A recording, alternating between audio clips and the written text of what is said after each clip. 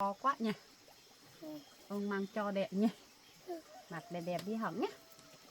Đi học cô giáo nhé. Đi học cho ngoan ngoan nhé. Áo to quá.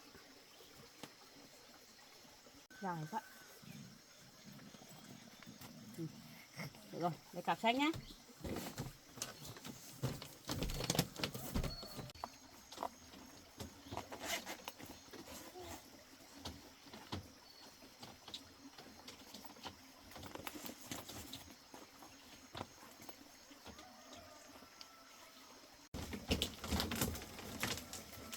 Bác để sữa ở đây cho em nhé. Cõng đi học.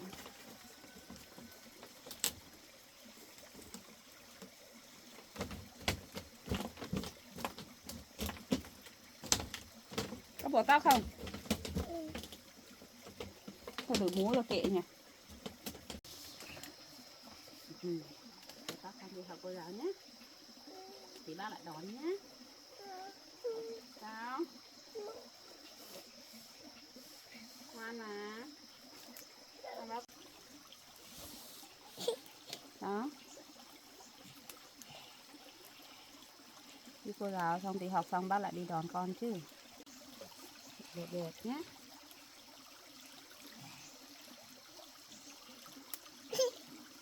Đứt tóc á. Bác không biết nhẹ nhàng à nhỉ. Không biết nhẹ nhàng cái tay à. Đau mà. Thế mà con đừng động đậy, bác mới không làm con đau. Đấy, đẹp đẹp nhỉ. Áo đẹp thế.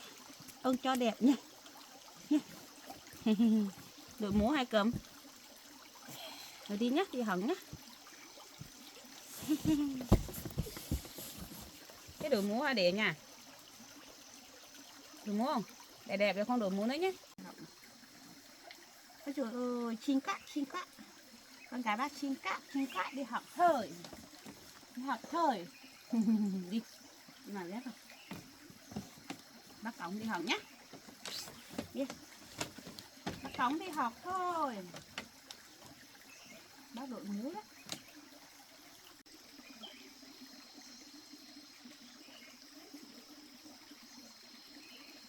Con có mũ, bác cũng có mũ nha.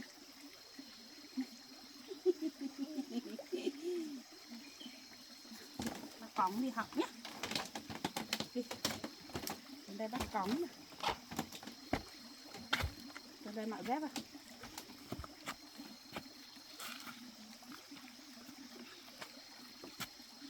Mặc dép đi.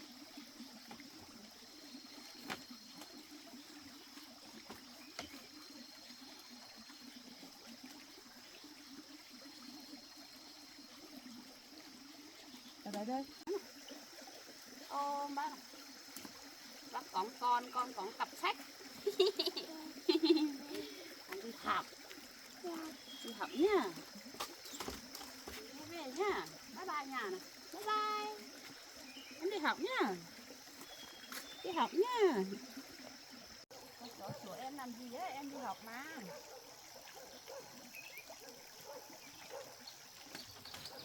Ủa? Rồi đứt rồi, đi về sửa. Đi học đó. Cô giáo đó. Ba. Em hát xem. Em biết hát được không? Cô giáo bảo em hát nhé. Cô giáo ngoan ngoan, không để con hề. Con hề nói không biết gì.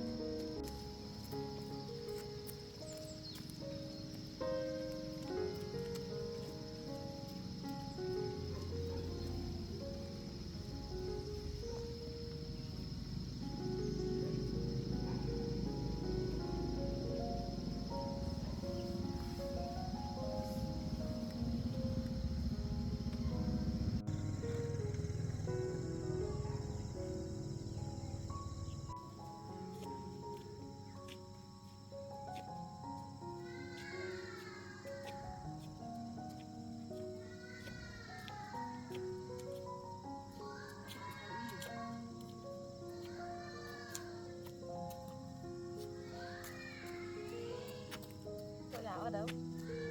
Quần áo ở đâu? Đấy á?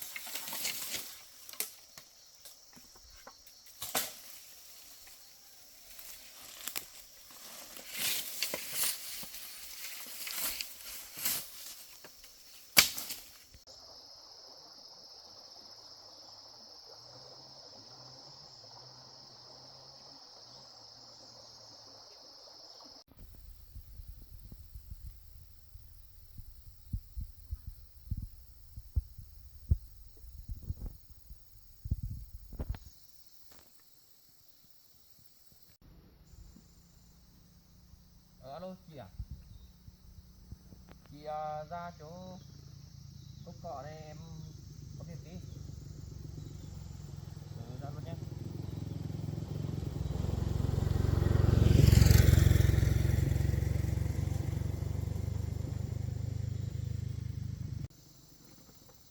Bà ấy ra chưa anh? Chắc bà ấy ra luôn đấy.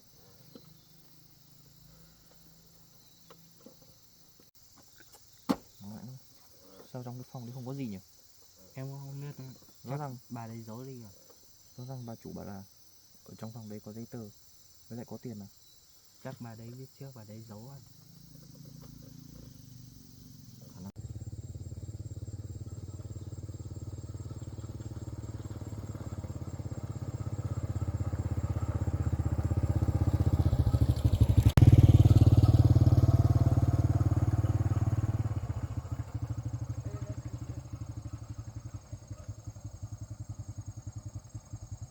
Sao? Chị ơi. Việc của tao nhờ chúng mày đến đâu rồi? Thưa chị là bọn em vừa vào trong kiểm tra nhà cửa nhưng mà đồ đạc các thứ ví túi của bà không thấy đâu, hình như bà cầm đi theo hay sao ấy. Lúc bọn em kiểm tra là thấy nhà vắng, không thấy có ai ở đấy. Mỗi cái việc đấy tao nhờ cũng không nên. Thế chúng mày lục soát hết chưa? Bọn em lục soát kỹ rồi ấy nhưng mà không thấy ở đâu.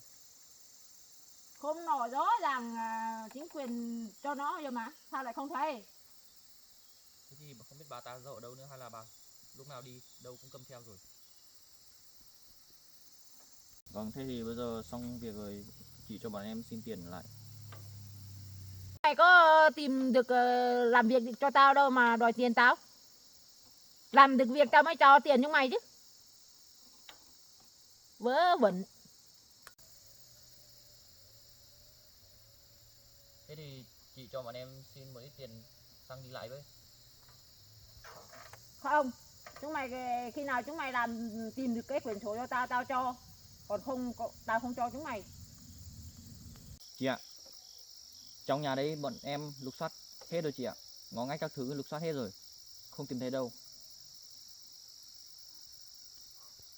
Tao không cần biết.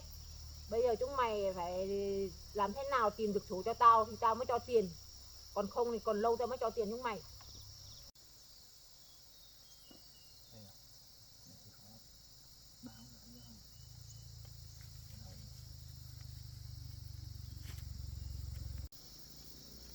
Chị ơi, thế thì như này bọn em không làm nữa chị ạ. Thế chị cho bọn em cố xin một ít tiền xăng đi lại với. Chúng mày làm không được việc chúng mày cút. Không cho cái gì hết. Đi.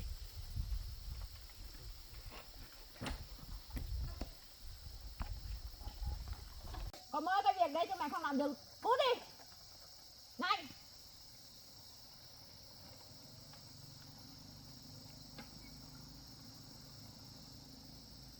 Mẹ cái lũ rách việc không làm được cái việc gì nên hồn.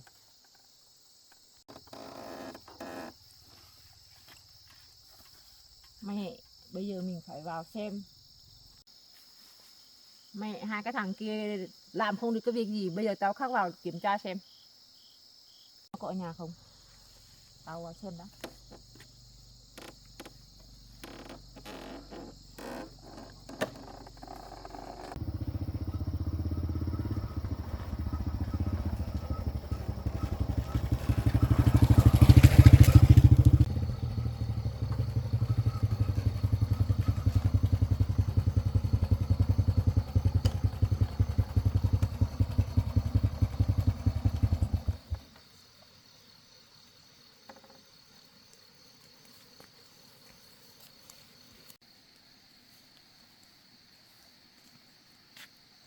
Không biết hai mẹ con này có ở nhà không nhỉ? Biết với tao.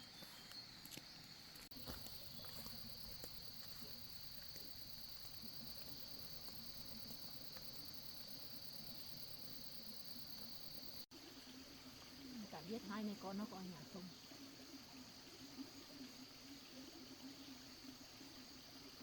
Xem một tí đã.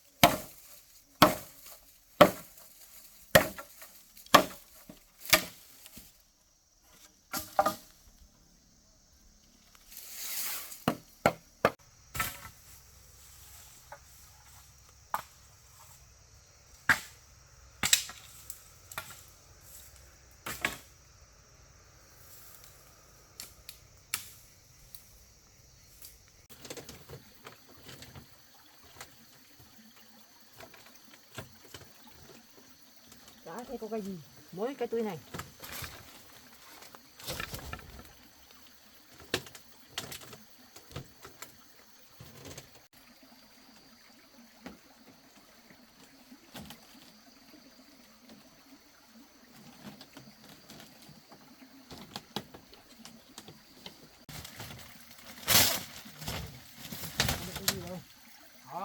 Ở đây rồi.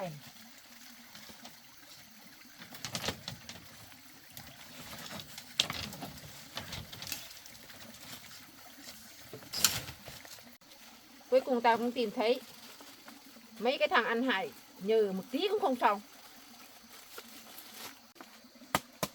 Bây giờ tao được cái sổ này rồi, mai tao quay về hỏi xem mày lấy cái sổ này ở đâu thì mày còn có bằng chứng ở đâu về ở cái đất của tao nữa.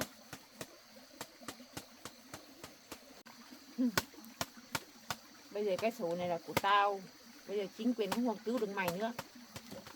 Cái đất này của tao hết, nhưng mà còn lâu mới được lấy được của tao. Cái nhà này chả thấy có cái gì. Cái này cái gì? Cái gì đấy?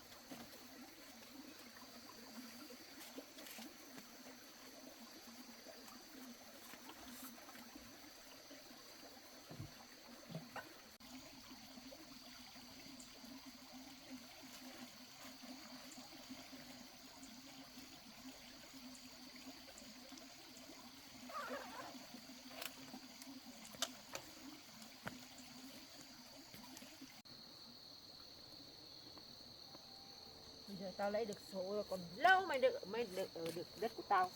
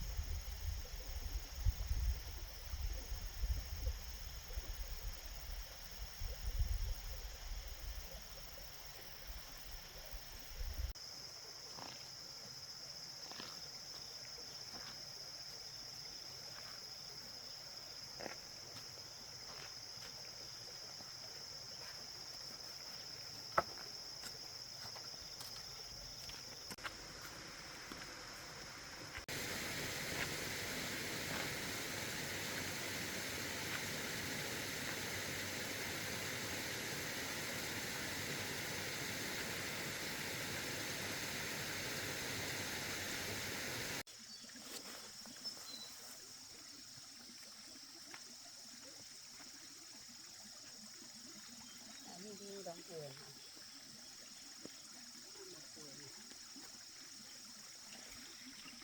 Mình đi mình đóng cửa ở vào nhà rồi. Sao lại với đồ lung tung thế này?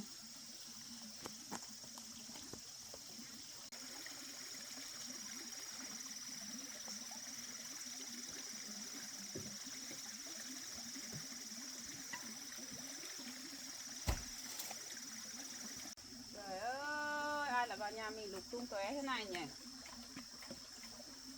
Hay nhỉ, lúc nãy mình đi mình đóng cửa mà nhỉ?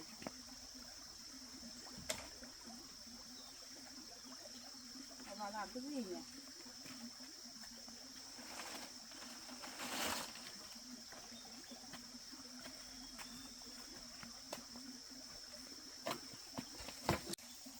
Vào làm cái gì nhỉ?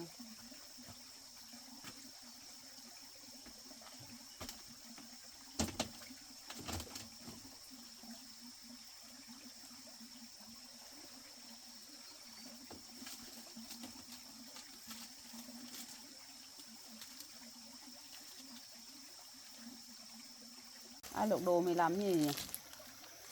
Quái lạ nhỉ? Đồ vứt lung tung thế này.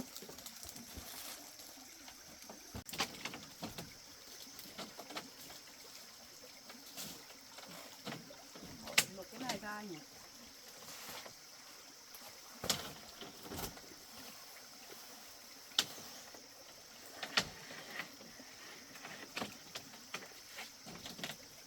Cái chiếu này họ cũng làm thế này nhỉ? Mình đi mình giải chiếu mà. Chả biết xô lung tung này. tung nhỉ. Ôi dồi, chết rồi. Quyển sổ mình để trong này mà nhỉ. Có cái túi đây sổ đâu nhỉ? Chết rồi. Chết rồi, cái quyển sổ mình chắc họ phải ăn trộm đi rồi. Mình để vào trong này mà nhỉ. Có đi một lúc thôi nhỉ. Chắc họ trộm rồi. Đâu, thôi.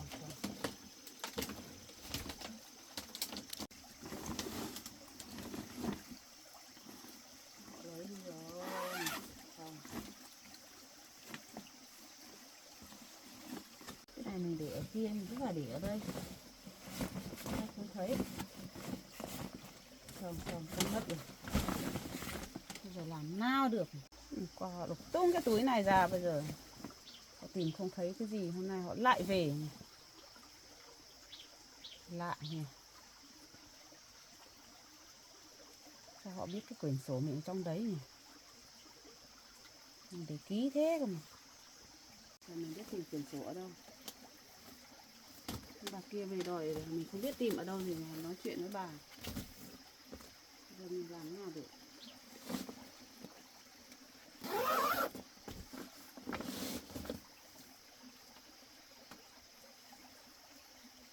Ở dưới nó làm rơi nên là họ về lục linh tinh tìm cái gì.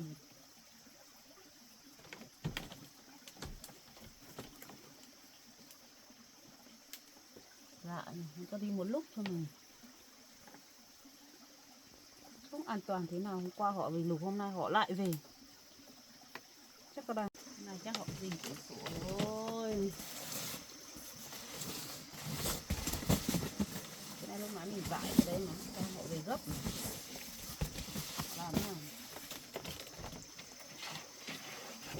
Có sao mình nuốt trong này chứ?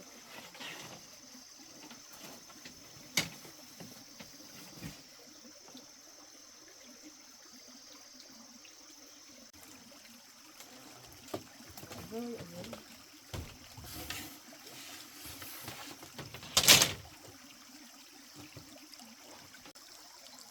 Bây giờ mình tìm đâu được.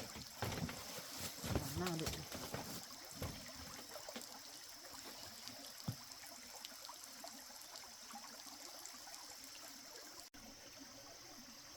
Khó khăn lắm rồi, chính quyền nó cấp cho cái sổ bia đỏ. Bây giờ mất đây làm nào được. Nói bà kia lại về đòi đất rồi mình làm nào được.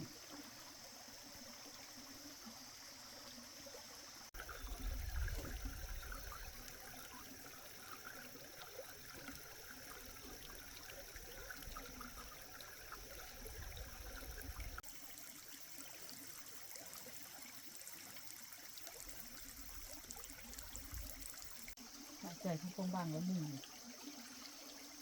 Bây giờ mình biết làm thế nào.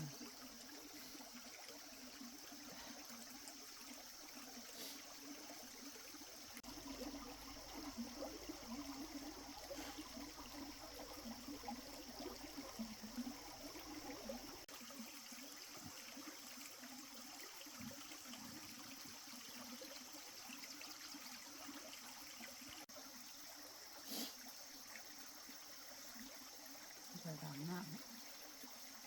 Chân không có chân. Có mỗi quyển sổ. Chính quyền nó cấp cho, bây giờ họ cũng phải ăn trộm rồi. Giờ biết làm thế nào.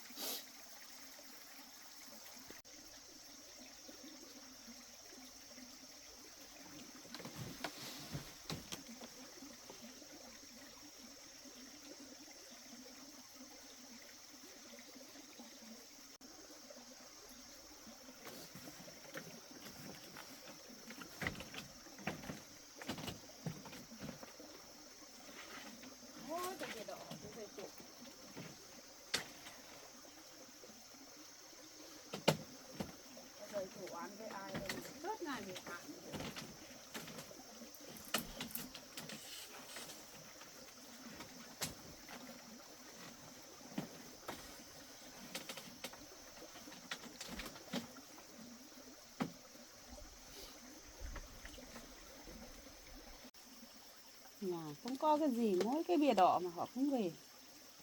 Lục lọi lấy hết. Bây giờ mình đi nào, mình đi báo chính quyền làm nào.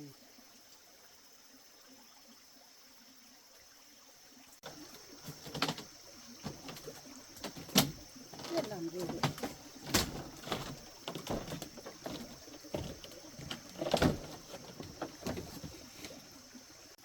Chả gây sự với ai, mình chả được làm cái gì với ai, sao họ cứ về phá mình nhỉ? Lạ, hôm qua họ về, hôm nay họ lại về. Người này chắc họ rình lâu lắm rồi, mình không biết gì nhỉ? Giờ mình làm nào được?